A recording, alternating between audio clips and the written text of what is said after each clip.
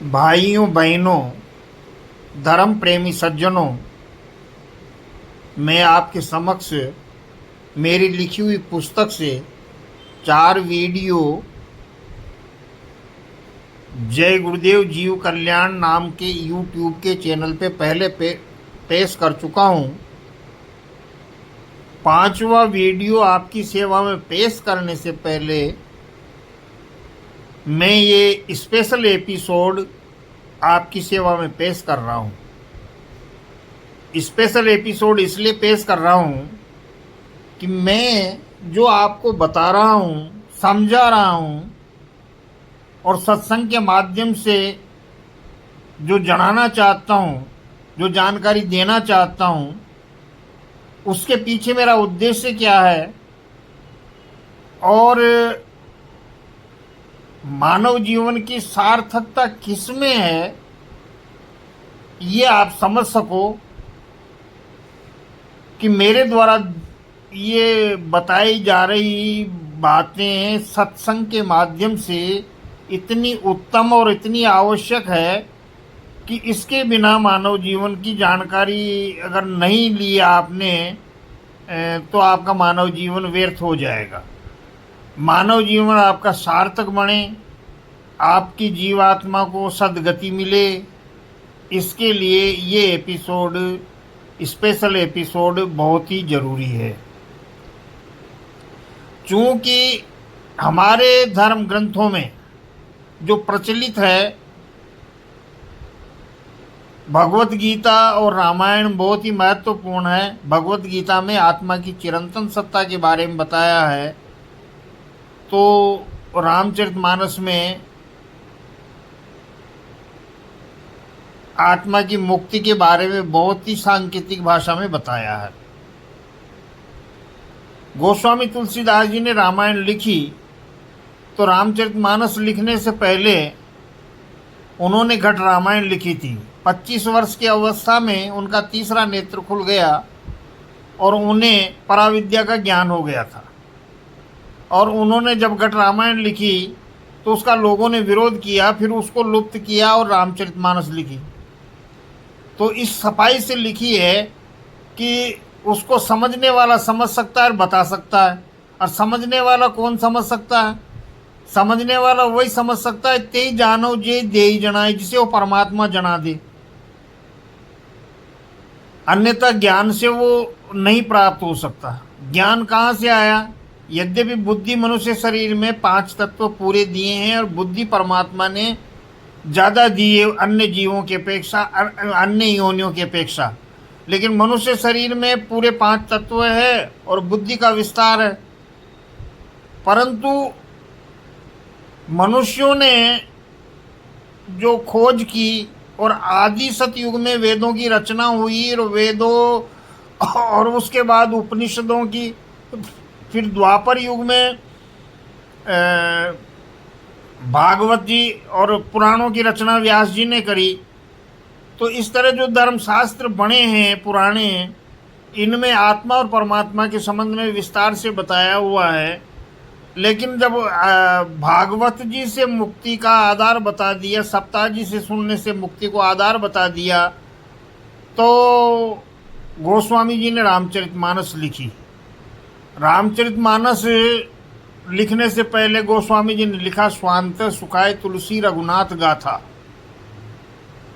अर्थात ये रामचंद्र जी की गाथा स्वांत सुखाय, स्वयं का अंत होने पर सुख मिले और स्वयं का अंतःकरण निर्मल हो। जीवित अवस्था में, भक्ति की अवस्था में स्वयं का अंतःकरण निर्मल हो राम जी की भक्ति से। राम जी हमारी त्रिलोकी के मालिक हैं और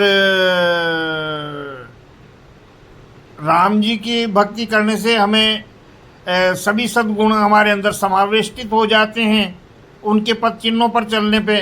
और भक्ति करने से हृदय निर्मल होता है, मन निर्मल होता है। और फिर मरने के बाद आत्मा जब शरीर छोड़ देती है तो वो इन कष्टकारक योनियों में नहीं जाए। तो स्वांत सुखाय तुलसी रघुनाथ गाथा, इसलिए स्वयं का अंत होने पर सुख मिले, इसके लिए रामचंद्र जी की गाथा है। अब स्वयं का अंत होने पर सुख कैसे मिले? तो भागवत जी में तो वो बता दिया कि भाई भक्त सप्ताह जी सुनने से या उससे भागवत जी सुनने से मुक्ति मिल जाएगी। लेकिन रामचरितमानस के बालकांड में तो गोस्वामी जी लिखते हैं कि रजत सीप मऊ बास जिमी जथा भानुकर बारी।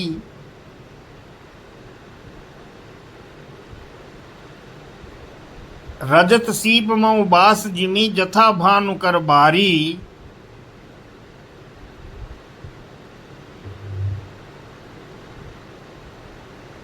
यद्यपि असत्य त्यों काल सोई भ्रम न सकई कोई टारी। जिस तरह सीप के अंदर रजत का आभास होता है, वो सफ़ेद सफ़ेद चमकती है, दूर से देखने पे ऐसा आभास होता है कि इसके अंदर चांदी है, परंतु उसमें चांदी नहीं होती। जथा भानुकर बारी, सूर्य की किरणों में बारी नहीं होता, जल नहीं होता, लेकिन ऐसा आभास होता है कि सूर्य की किरणों में जल है। यद्यपि मृषा त्यों काल सोई भ्रम न सकई कोई टारी। यद्यपि ये मृषा है, ये झूठी बात है, परंतु इस भ्रम को कोई टाल मिटा नहीं सकता। यही विधि जग हरि आश्रित रही।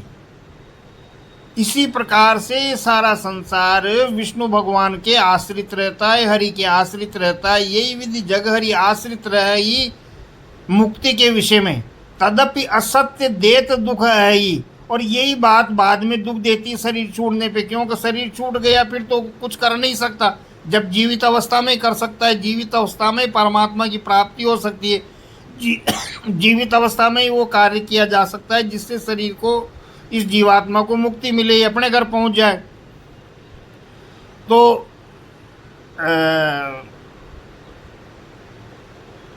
यही विधि जग हरि आश्रित रही। यद्यपि असत्य देत दुख है, जो सपने सिर काटे कोई बिनु जागेन दूर दुख होई। जैसे सपने में कोई सिर काट दे तो वो जागे बिना दुख दूर नहीं होगा।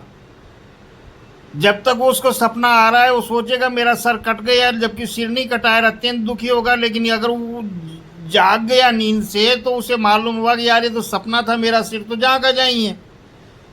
तो इसी तरह से गोस्वामी जी ने समझाया कि भाई विष्णु भगवान मुक्ति नहीं दे सकते। और हमारे शास्त्रों में लिखा हुआ है कि विष्णु भगवान के अवतार राम जी हैं और विष्णु भगवान के अवतार कृष्ण भगवान है। यद्यपि ये बात रामचरितमानस के अनुसार सत्य नहीं है। रामचरितमानस एक ऐसा ग्रंथ है जिसकी काट किसी के पास नहीं है, और प्रत्येक व्यक्ति सत्संग के अंदर जो भी विद्वान है, कथावाचक है, सभी रामचरितमानस की चौपाइयों के बिना उनकी कथा पूरी नहीं होती, उदाहरण दिए बिना उनका सत्संग पूरा नहीं होता।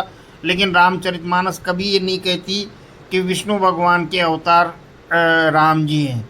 राम जी तो कहते, रामचरितमानस तो कहती है कि व्यापक ब्रह्म निरंजन निर्गुण विगत विनोद, सो अज प्रेम भगति बस कौशल्या के गोद।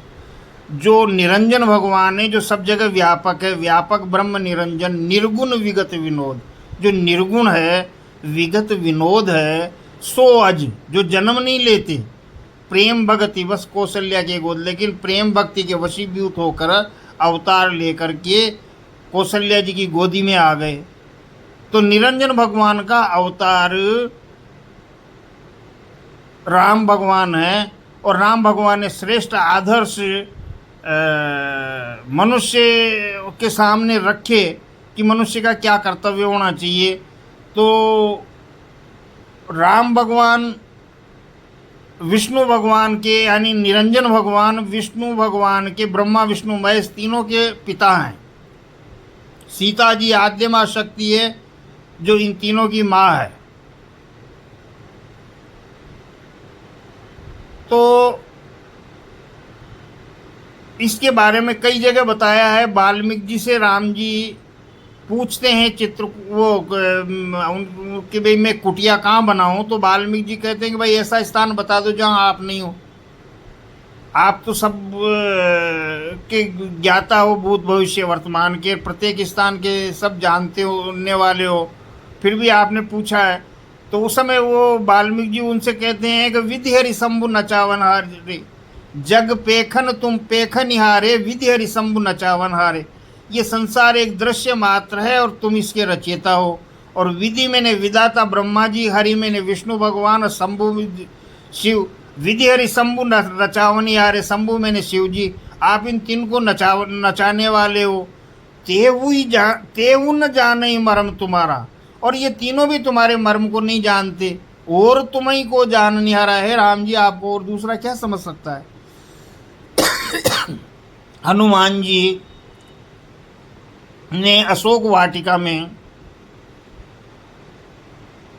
सीता जी को मुद्री दी डाली और सीता जी से मिलके फल फ्रूट खाए और ब्रह्म शक्ति को मान करके और स्वेच्छा से बंद करके चले गए रावण के पास। और रावण ने देखा कि भाई ये बंधे हुए हैं। हनुमान जी का उद्देश्य था उसको पूरा करने के लिए उन्होंने रावण को जानकारी दी। और उसमें वो कहते हैं कि शंकर सहस विष्णु अजतोई, सकई न राख राम कर द्रोही। हे रावण, 1000 शंकर आ जाए, शंकर सहस विष्णु अज तोई, 1000 विष्णु आ जाए और अज 1000 ब्रह्मा जी आ जाए। शंकर सहस विष्णु अज तोई, सकई न राख राम कर द्रोही। तो भी तुझे नहीं बचा सकते, तुझे नहीं, तेरी रक्षा नहीं कर सकते। इसलिए हे रावण, तू इस घमंड में मत रहे, इस अभिमान में मत रहे और सीता जी को ले जाके उनको सुमुर्द कर दे और उनसे माफ़ी मांग ले, क्षमा कर ले, उनके चरणों में जाके गिर जा, विनती कर। तो ये खुद जो रुद्र अवतार माने जाते हैं, शिव जी के अवतार माने जाते हैं, हनुमान जी कह रहे हैं कि शंकर सहस विष्णु अजतोई, सकई न राख राम कर द्रोही। तो ये हमारे धर्म शास्त्रों में विभिन्न भ्रांतियाँ लिखी हुई है और वेदों की रचना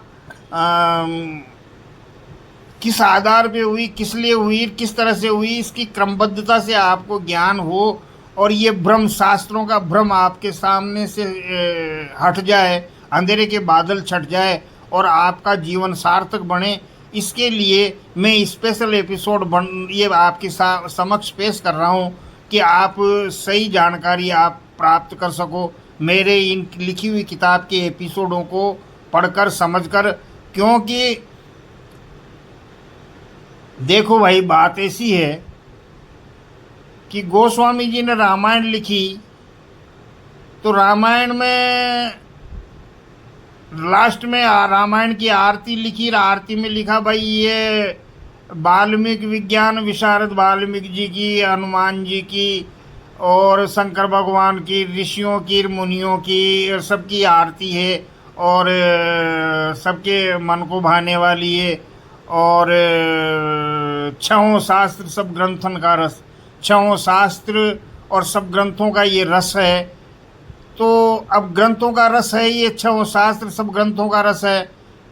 तो क्या है रस कि कलिमल हरनी विषय रस फीकी, कलयुग के पापों को हरने वाली और विषय वासनाओं के रस से ये फीकी है। इसमें विषय वासना संबंधी कोई बात नहीं है। कलिमल हरनी विषय रस फीकी, सुबग सिंगार मुक्ति जुबती की, मुक्ति रूपी युवती का ये सुंदर श्रृंगार है। अर्थात ये मुक्ति रूपी युवती का सुंदर श्रृंगार है। मनुष्य को, प्रत्येक व्यक्ति को मुक्ति चाहिए। जीवात्मा कष्टकारक योनियों में नहीं भटके, कष्टकारक योनियों में नहीं जाए, मनुष्य शरीर छूटने के बाद सद्गति प्राप्त हो, इसके लिए ये मुक्ति रूपी युवती का सुंदर श्रृंगार है। सभी कथावाचक बहुत अच्छे हैं और बहुत अच्छी सुंदर कथाएं करते हैं और सब नमन योग्य हैं और जो कथा में रुचि रखते हैं वो भी नमन योग्य हैं। उन सभी को मैं प्रणाम करता हूँ। परंतु मैं आपको ये बताना चाहता हूँ कि ये कथावाचक और अन्य लोग हैं जो धर्म प्रचारक संस्था के, ज़्यादातर राम रावण की कहानी ही सुनाते हैं। ये बात नहीं बताते कि मुक्ति कैसे मिलेगी। मुक्ति का जब लिखा है गोस्वामी जी ने कि मुक्ति रूपी युवती का सुंदर श्रृंगार है, तो मुक्ति कैसे मिलेगी, ये बात हमारे सबके मनुष्यों के काम की है। और जीवित अवस्था में परमात्मा को प्राप्त किया जा सकता है और मनुष्य शरीर में परमात्मा ने ऐसी व्यवस्था दी है, जब मुझे जीवित अवस्था में परमात्मा की प्राप्ति हो गई, मेरे पास वाणी आने लग गई, तो आपके पास भी आ सकती है। आपके पास भी मनुष्य शरीर है, उसका उन्होंने क्या उपाय बताया है? जो वहाँ तक पहुँचा हुआ है, जिसको परमात्मा ने बता दिया, वही तो आपको बता सकता है। जिसने परमात्मा, जिस ये आध्यात्मिक दौलत है, ये बताई भी नहीं जा सकती, लेकिन ये आपको बताई इसलिए जा रही है कि उस परमात्मा ने मुझे आदेश दिया कि आप दूसरों को समझाओ, दूसरों को बताओ, दूसरों को ये करो। तो मैं आपके सामने इसलिए पेश कर रहा हूँ, इसलिए ये सत्संग मेरी लिखी हुई किताब से आपको क्रमबद्धता से जानकारी हो, आप भ्रम में न पड़े और क्रमवार आपके जानकारी हो जाए, इसलिए पहले लिखी हुई किताब को एपिसोड के रूप में पेश कर रहा हूँ। 4 एपिसोड पहले पेश कर चुके, 5वां एपिसोड को स्थगित करके और उसके पहले ये स्पेशल एपिसोड आपके सेवा में पेश किया है कि मेरी दी जाने वाली जानकारी रामचरितमानस के आधार पर उदाहरण दे करके, शास्त्रों के उदाहरण से, ये बहुत ही शॉर्ट में, संक्षिप्त में करके मैंने ये किताब लिखी है, जिसकी एपिसोड के माध्यम से दे रहा हूँ। क्योंकि आज की तारीख में ज़्यादातर लोग बाग किताब पढ़ना पसंद नहीं करते, और अगर आपने इस मेरे एपिसोडों को ध्यान से नहीं सुना तो आप दुर्लभ जानकारी से वंचित हो जाओगे।